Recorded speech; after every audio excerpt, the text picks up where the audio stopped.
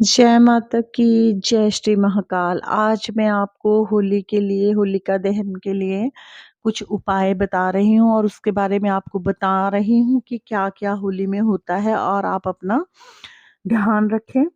तो आप इसको सुनें। देखिए, होली और दीपावली एक ऐसे त्योहार है सनातन धर्म में, जिनमें समस्त शक्तियाँ धरती पर आगमन होता है, ठीक है? तो सनातन धर्म में ये दोनों त्योहार बड़े उत्साह से भी मनाए जाते हैं। इसमें सकारात्मक शक्तियाँ अधिक वास करती है धरती पर और जो तांत्रिक लोग होते हैं वो शक्तियों को जागृत करते हैं और जो दुष्ट प्रवृत्ति के लोग होते हैं वो अधिकतर मारण प्रयोग करवाते भी हैं और करते भी हैं। तो इसमें बहुत सारी सावधानियाँ बरतनी चाहिए। अगर आप थोड़ी बहुत सावधानियाँ करेंगे, अपने जाप में बैठे रहेंगे तो आपके दुश्मन का पलटवार अवश्य होगा और उनको मुँह की खानी पड़ेगी। तो इसलिए मैं आपको सभी को अवेयर कर रही हूँ कि आप अपना ध्यान रखें, हर चीज़ की नॉलेज होनी चाहिए, बाकी प्रभु इच्छा पर। भगवान जिसको बचाना चाहे उसको कोई नहीं मार सकता, ठीक है? तो आप उस दिन अपने जाप करते रहें। आप काली चालीसा कर लें, दुर्गा चालीसा कर लें, कोई भी कर लें, 21 बार कर लें। 21 बार करके आप आहुति भी डाल सकते हैं अंगारी में। अंगारी में आप थोड़ा-सा सामान भी डाल सकते हैं, जैसे लुबान, गूगल हो गया, जौ हो गए और इलायची, मिश्री, ये सब चीज़ें, सिंदूर, है ना? चंदन पाउडर, मतलब कि ये सब चीज़ें आप थोड़ी बहुत डाल सकते हैं और हवन सामग्री अगर अच्छी हो तो वो मिला लें, नहीं तो शुद्धि से ही करें। आप फिर उसका दशांश करना होता है आपको, फिर वो 11 माला करनी है। अगर आपने 21 चालीसाएँ करी है तो 11 वार उसकी आहुति करें। एक चालीसा करने के बाद आहुति करें।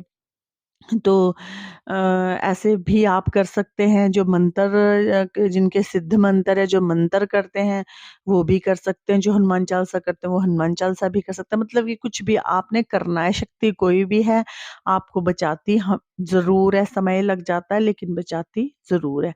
होली आने पर समस्त लोगों की तबीयत खराब रहने लग जाती है। जो नकारात्मक व्यविचार से ग्रसित लोग हैं ना, उनको इस दिन ये मतलब होली से 5-7 दिन पहले ही बहुत तबीयत खराब होने रहती है उनकी और बहुत सी परेशानी रहती है, क्योंकि उनके अंदर नेगेटिविटी का वास होता है और उसकी जो अधिकता होती है ना वो पावरफुल हो जाती है और वो परेशान करती है इन दिनों में। तो अपना बचाव करें। आप अपना उतारा भी कर सकते हो, छोटा सा चौराहे वाला भी कर सकते हो आप उतारा। तो आप चौराहे में तो भोग आप सभी को पता ही है, जो जाता भी है वो आप दे सकते हैं। उसमें 7 पकवान भी जाते हैं, गुलगुली कचौरियाँ जाती है, एक ठंडा चिराग भी डालना चाहिए आपको, उसमें लौंग इलायची दे दें, काला कपड़ा, सिंदूर वगैरह, ये पान पान, उड़द वगैरह जो आपको पता ही है कि ये सब डाल दें आप, है ना? एक-एक मुट्ठी ये डाल दें, गेहूँ डाल दें, ठीक है? तो और उसको आप अपने घर सिर पर से 7 बार घुमा कर के चौराहे पर भी रख सकते हो। होली के दिन, होलिका दहन के दिन भी कर सकते हो, होली वाले दिन भी कर सकते हो, ठीक है? तो इस तरह आप अपना उतारा करें तो काफ़ी हद तक आपका मतलब कि कष्ट, दिक्कत शांत होएगी, जिनकी कहीं पर करवाने से भी नहीं खत्म हो रही है ना, क किसी से उतारा कराने से भी खत्म नहीं हो रही, देवी-देवता के पास भी जाने से खत्म नहीं हो रही, चौकियों पे जाने से भी खत्म नहीं, वो स्वयं ये कर लें। इस दिन अधिकतर मतलब कि शक्तियों का बंधन हो जाता है ना? उतारा हो जाता है अच्छे से, है ना? तो ज़्यादा इस दिन बाहर ना जाए होली के दिन। वैसे तो देखो होली बहुत अच्छा त्योहार है, मतलब उस दिन बुराई पर अच्छाई की जीत की गई है, लेकिन कुछ व्यभिचारिक लोगों ने इसको गंदा बना दिया है। दुश्मनी में रंजिशवश मारन प्रयोग करते हैं, लेकिन ऐसे लोग कभी सुख नहीं पाते हैं ज़िंदगी में, ठीक है? तो आप कोई घबराइए नहीं, कोई टेंशन नहीं करिए। छोटे से वीडियो में मैं आपको छोटी-सी जानकारी जितनी दे पाई हूँ, उतनी सी दी दी गई है मैंने। कृष्ण जी का भजन करें, कृष्ण जी का गुणगान करें। कृष्ण जी का ये बहुत प्यारा और उनका पसंदीदा त्योहार है।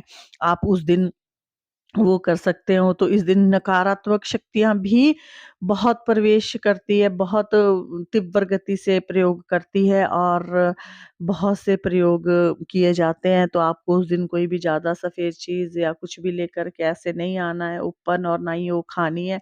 सफ़ेद चीज़ों में बहुत जल्दी नकारात्मक शक्तियाँ प्रवेश लेती हैं।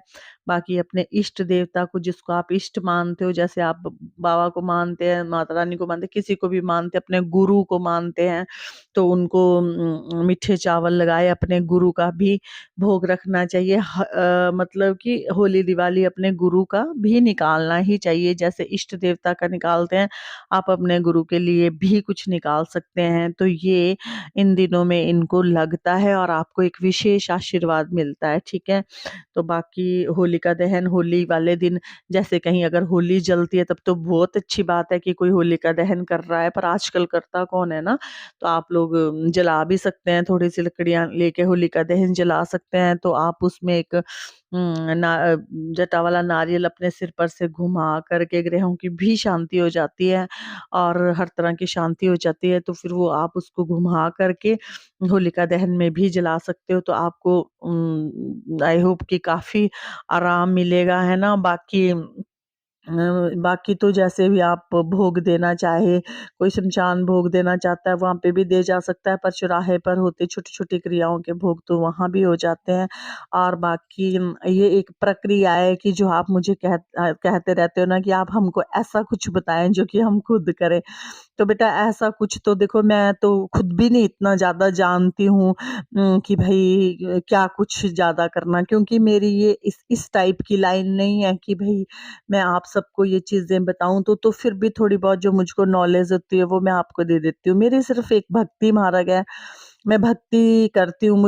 मुझसे तो आप भजन पूछोगी, दीदी भजन कैसे गाने हैं, भजन कैसे सीखने हैं, तो वो सब मैं आपको बखूबी बता सकती हूँ। मंत्र जाप, ध्यान, मेडिटेशन कैसे करना है, वो सब मैं आपको बखूबी बता सकती हूँ। ये सब मुझको इतना नहीं पता। मेरा उतारा-शतारा जो कुछ भी है, मेरा भगवान करते हैं। हम पर आफ़तें आती है, दिन-रात आफ़तें आती है, दुश्मन हर टाइम नज़र पर रहते हैं कि कब इनका सुनने को मिले, अब हम क्या करें, अब हम मौका मिला है हमको, अब हम वार करें, है ना? तो वो सोचते हैं कि हम अनजान हैं, अनजान नहीं है हम किसी भी चीज़ से। अनजान तो मैं पहले भी नहीं थी, पर मेरे कुछ खुद के ही ऐसे वो थे कि मैं चुप रहना ज़्यादा बेहतर समझती हूँ। मैं सोचती हूँ कि जितना आप चुप रहते हो ना, उससे बड़ा सुख नहीं है जीवन में ना। तो आम इंसान सोचता है कि उसको पता नहीं चलता, पता मुझको तब भी चलता था, पता मुझको अब भी चलता है। अब तो भगवती एक-एक चाल, एक-एक कदम बताती है हमें, लेकिन हम ये सोचते हैं कि देखिए उनका कर्म उनके साथ है,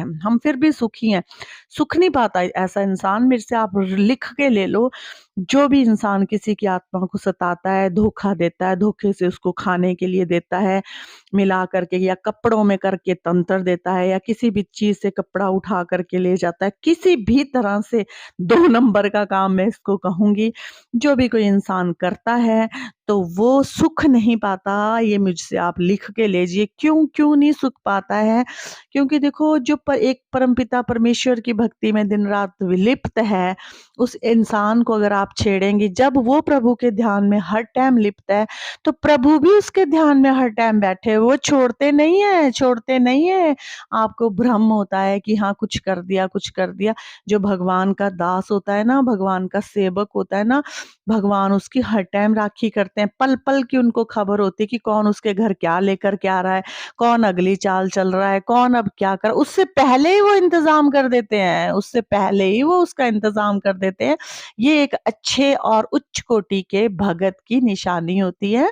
इसलिए अपने जीवन में भक्ति को अधिक बढ़ाएँ, उतारा आपका भगवान ही करते हैं। एक ये थोड़ा टेम्परेरी होता है कि चलो ऐसा भी हो जाता है। देखिए, अब हम मेरी ये लाइन बन चुकी है, तो मैंने देख लिया है, सुन लिया है। अदरवाइज़ मैं कहती हूँ कि जिसका उतारा महाकाल स्वयं करते हैं ना, उसका कोई नहीं कर सकता। लड्डू बर्फी किसी के क्या उतारे करेंगे। लेकिन मैं फिर भी कहती हूँ कि चलो, जो प्रथा है, रिवाज़ है, जिस तरह देवियों को मनाया जाता है, वो चलना वाजिब होता है। सुना है, इस तरह देखा है, किया है, तो लोगों को फ़ायदा भी हुआ है। बट भगवान की भक्ति में आप दिन-रात लिपट रहे। जब ऐसे दिन होते हैं तो अधिक से अधिक जाप कीजिए और अपनी अपनी शक्तियों को जागृत कीजिए और अपने शरीर को ऊर्जावान बना दीजिए। कहने का मतलब ये है कि अपने एक प्रोटेक्शन, अपने रक्षा कवच आप अपनी बॉडी में लगाएँ। ना हो तो आप दुर्गा कवच का पाठ किया कीजिए, कोई भी आपके अंदर व्यभिचार नहीं जाएगा, जाएगा भी तो थोड़ी देर बाद स्वयं वापिस हो जाएगा। ठीक है? तो सबसे बड़ा तो यही है, क्योंकि जितना आप जाप में बैठते हो, जितनी आप भक्ति करते हो, उतना आपका कवच मजबूत लगता है।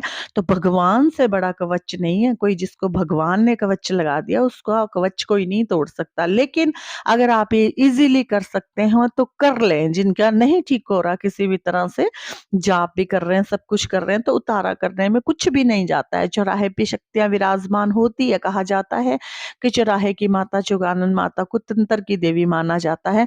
किसी भी तरह का व्यभिचार, किसी भी तरह का तंत्र किया हो तो चौराहे पे काट होती है। ठीक है? अगले मैं नए टॉपिक के साथ आऊंगी। वीडियो बहुत लंबी हो जाती है, तो जय माता की, जय श्री महाकाल।